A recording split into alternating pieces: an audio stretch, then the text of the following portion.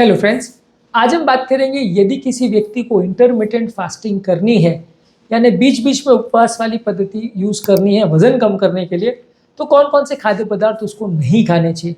Intermittent fasting strategy का basically मतलब ये है कि इसमें कुछ देर आप खाना खाते हो, कुछ देर नहीं खाते हो। यानी मान लीजिए आप 12 घंटे की फास्टिंग स्ट्रैटेजी कर रहे हो तो आप 12 घंटे खाना खाओगे, 12 घंटे नहीं खाओगे। 16 घंटे की कर रहे हो तो 16 घंटे नहीं खाओगे, 8 घंटे के अंदर जो खाना है खा सकते हो। अगर आप 20 घंटे की कर रहे हो तो 20 घंटे नहीं खाओगे, 4 घंटे में आपको जो खाद्य पदार्थ अवेलेबल है वो खाने हैं। तो लेकिन जो फीडिंग पीरियड है या फीडिंग विंडो है, उसमें कौन कौन सी चीज़ें आपको खानी चाहिए और कौन कौन सी चीज़ें नहीं खानी चाहिए, ये कॉन्ट्रोवर्शियल इशू है। क्योंकि इस दौरान यदि आप बहुत सारा कुछ तो भी खाना खाएंगे तो वजन आपका कम होने के बदले उल्टा बढ़ भी सकता है, और गलत चीज़ें खाएंगे तो फास्टिंग करना भी मुश्किल हो जाएगा। तो हमने ऑलरेडी एक वीडियो किया है कि क्या क्या खाना चाहिए। आज हम बात करेंगे क्या क्या नहीं खाना चाहिए, कौन कौन से फूड्स अवॉइड करने चाहिए यदि आप इंटरमिटेंट फास्टिंग स्ट्रैटेजी में हैं। तो टॉपिक पर जाने से पहले जो लोग हमारे चैनल पर नए हैं उन्हें रिक्वेस्ट करूँगा कि चैनल को सब्सक्राइब करें, वीडियोस को लाइक और शेयर करें। सबसे पहले तो आपको हाईली प्रोसेस्ड फूड्स नहीं खाने चाहिए। इसमें रिफाइंड शुगर्स, अनहेल्दी फैट्स और एडिटिव कंटेंट बहुत ज़्यादा होते हैं जो कि अनहेल्दी होते हैं, और इनकी वजह से आपका जो फास्टिंग है वो सैबोटाज हो जाता है, आपका हंगर का जो पैटर्न है वो गड़बड़ हो जाता है, और आपका ओवरऑल भूख आपको ज़्यादा लगती है, बॉडी में इन्फ्लेमेशन ज़्यादा होता है। तो ये सारे काफ़ी अनहेल्दी है। जितना ज़्यादा प्रोसेस्ड फूड्स आप लेंगे उतना आपको नुकसान करेगा। इसी के अलावा आपको कोई भी शुगर वाली ड्रिंक्स नहीं लेनी है, कोई भी जूस जिसमें चीनी डला हो, कोई भी कोला, सॉफ्ट ड्रिंक्स या इस तरह के कोई सोडा वगैरह वाली ड्रिंक्स जिसमें शुगर बहुत ज़्यादा डला है वो आपको नहीं डालने हैं, नहीं यूज़ कर रहे हैं। ये सारी चीज़ों में आपको कंपेरेटिवली आपका फास्ट भी टूट जाएगा, आपका इंसुलिन रिस्पॉन्स भी गड़बड़ हो जाएगा, और बाकी टाइम अगर आप जो अपने फीडिंग पीरियड में इसको लेते हैं तो इससे आपका भूख आपको उल्टा बढ़ जाएगी, क्योंकि शुगर में टेंडेंसी होती है कि ग्लूकोज लेवल को जल्दी बढ़ाता है, जल्दी कम करता है। इसकी वजह से बॉडी इसको जो बहुत जल्दी पचा लेती है तो बार बार भूख लगती है, बार बार मीठा खाने की इच्छा होती है। आपने कॉमनली ये देखा होगा कि जब कभी भी आप एक मीठा खाते हो तो बार बार खाने की इच्छा होती है, एक चॉकलेट खाते हो तो बार बार खाने की इच्छा होती है।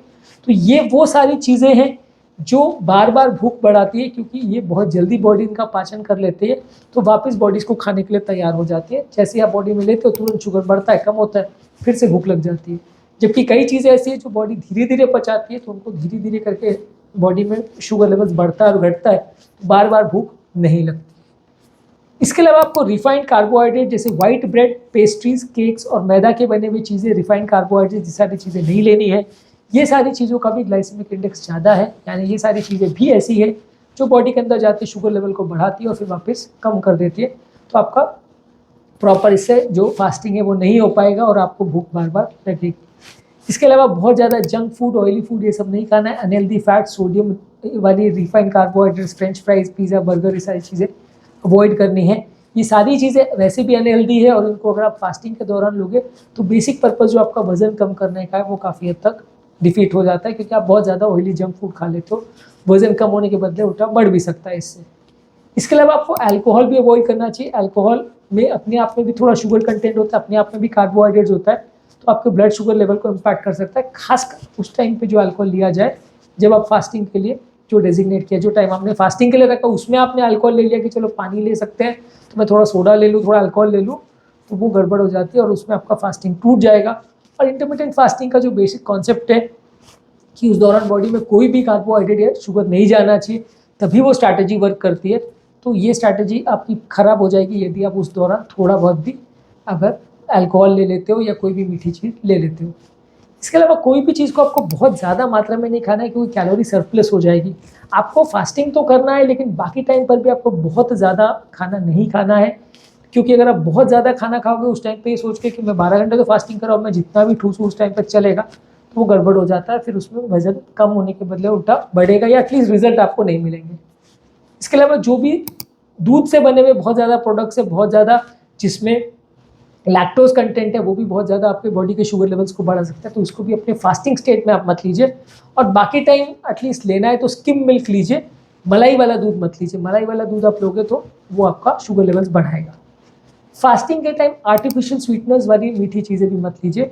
हमको ऐसा लगता है कि क्योंकि चीनी नहीं है तो इसमें कार्बोहाइड्रेट नहीं है, तो हम पानी में फ्लेवर डाल के या पानी में शुगर फ्री डाल के हम पी सकते हैं, चाय में शुगर फ्री डाल के पी सकते हैं, क्योंकि हमें लगता है कि ये ज़्यादा हेल्दी है और ये कैलोरी नहीं दे रहा तो चलेगा। पर ये भी हमारे बॉडी में इंसुलिन लेवल्स को उसी तरह से अफेक्ट करता है जैसे नेचुरल शुगर करता है, हार्मोनल लेवल पे इम्बैलेंस क्रिएट करता है, इसलिए आर्टिफिशियल शुगर भी बहुत अच्छा नहीं है। और यदि आपको फास्टिंग प्रॉपर करनी है तो इसको भी आपको अवॉइड करना चाहिए। इसके अलावा हाई शुगर वाले फ्रूट्स हैं, इसको भी आपको अवॉइड करना चाहिए। बहुत ज़्यादा केले हैं, ग्रेप्स हैं, आम है, ये सारे फ्रूट्स भी आपके शुगर लेवल्स को बढ़ाते हैं, तो इनको भी जहाँ तक पॉसिबल है आपको अवॉइड करना चाहिए। इसके अलावा प्रोसेस्ड मीट्स जो है ये भी आपके बॉडी के कोलेस्ट्रॉल लेवल्स को बढ़ाते हैं, और प्रोसेस्ड मीट्स बहुत जल्दी बॉडी इनका पाचन कर लेता है, तो ये उतने हेल्दी नहीं है। यदि आप इनको ज़्यादा मात्रा में लेते हैं तो वज़न कम होने के बदले बढ़ भी सकता है। बहुत ज़्यादा चाय कॉफ़ी भी नहीं लेना चाहिए। कैफीन वाले प्रोडक्ट्स जो हैं वो आपकी बॉडी के कॉर्टिसोल लेवल को गड़बड़ करते हैं, जिससे आपका फास्टिंग लेवल बिगड़ जाता है।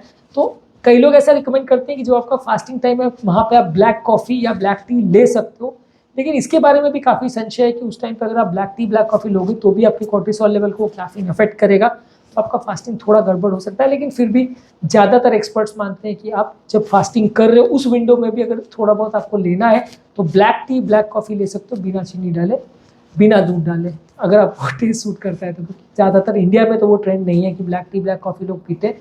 अगर आप पी सकते हो तो वो एक्सेप्टेबल है, पर हाँ उसके मामले में थोड़ा क्वेश्चन तो है। सॉसेज और कॉन्डिमेंट्स भी बहुत ज़्यादा मात्रा में नहीं लेना चाहिए, उसमें नमक का कंटेंट ज़्यादा होता है, जिसमें अननेसेसरी कैलोरीज और अननेसेसरी ब्लड प्रेशर बढ़ने के चांस होते हैं। इसी तरह से बाकी भी कोई नमक वाली चीज़ें जिसमें आपके ऊपर से नमक डला हुआ है उसको भी अवॉइड करनी चाहिए, क्योंकि ब्लड प्रेशर उससे थोड़ा बढ़ सकता है। कोई भी मीठी चीज़ जैसे आइसक्रीम, पेस्ट्रीज, डेजर्ट्स है, ये सारी चीज़ें आपको अपने रेगुलर खाने वाले पीरियड में अवॉइड करनी चाहिए। इसमें भी वही चक्कर है कि शुगर ज़्यादा है तो सडन आपका इंसुलिन सर्ज होगा, जिसकी वजह से आपका फास्टिंग का जो कॉन्सेप्ट है वो गड़बड़ हो जाएगा, आपको बार बार ज़्यादा भूख लगेगी। इसके अलावा आपको ट्रांस फैट्स नहीं लेने चाहिए। ट्रांस फैट्स जैसे प्रोसेस स्नैक्स में और मार्जरीन में और कुछ बेक प्रोडक्ट्स में रहता है, ये काफ़ी लोगों को सस्ता पड़ता है, इसलिए बेकरी वाले काफ़ी इस तरह के फैट्स यूज़ करते हैं, लेकिन वो बॉडी में इन्फ्लेमेशन करता है जो कि अनहेल्दी है और आपकी हेल्थ को बिगाड़ सकता है, तो इसको आपको ज़्यादातर अवॉइड करना चाहिए। इसी तरह से प्रोसेस्ड ब्रेकफास्ट सीरियल्स जो है वो शुगर कंटेनिंग कई नाश्ते आते हैं, खासकर वेस्टर्न कंट्रीज़ में बहुत ज़्यादा इसका ट्रेंड है कि नाश्ते आते हैं जिसको आप डायरेक्टली खा सकते हो, उसमें शुगर कंटेंट काफ़ी ज़्यादा होता है, तो नाश्ते के हिसाब से उसको अच्छा माना जाता है, लेकिन शुगर होने के हिसाब से ऑब्वियसली वो काफ़ी अनहेल्दी हो जाता है, क्योंकि इसमें भी वही चक्कर है कि शुगर लेवल्स को सडनली फ्लक्चुएट करेगा, जिससे बाद में मैनेज और मेंटेन करना थोड़ा मुश्किल पड़ सकता है। आज के टॉपिक में हमने आपको एक लिस्ट थी उन खाद्य पदार्थों के बारे में जिनको आपको फास्टिंग के टाइम या आपको नॉन फास्टिंग टाइम पे इंटरमिटेंट फास्टिंग स्ट्रैटेजी आप कर रहे हो तो उसको अवॉइड करना चाहिए। बेसिकली फास्टिंग टाइम में तो आपको सभी कुछ अवॉइड करना है, पानी के अलावा। पानी आप ले सकते हो, बाकी कुछ नहीं ले सकते। अगर आप चाय या कॉफ़ी भी ले रहे हो तो ब्लैक लो, वो भी अवॉइड करो तो ज़्यादा अच्छा है, पर ले सकते हो थोड़ा बहुत, कुछ एक्सपर्ट्स ऐसा कहते हैं। पर अदरवाइज जो खाने वाले पीरियड में है उसमें भी ज़्यादा ऑयली, जंक फूड, शुगर वाली फूड, प्रोसेस स्नैक्स और अनहेल्दी फूड ज़्यादा मत लीजिए। सब्जियां और फाइबर वाली चीज़ें, दाल साग सब्जी, इस तरह की ज़्यादा चीज़ें ज़्यादा खाइए। इसमें आपका शुगर लेवल्स बढ़ेगा नहीं, वज़न बढ़ेगा नहीं, और फास्टिंग का आपको जो मैक्सिमम बेनिफिट मिलना है वो मिल सकेगा। उम्मीद करूँगा कि आज के टॉपिक में कुछ नई बातें जानने को मिली होगी। जो लोग हमारे चैनल पर नए हैं उन्हें रिक्वेस्ट करूँगा कि चैनल को सब्सक्राइब करें, वीडियोज़ को लाइक और शेयर करें।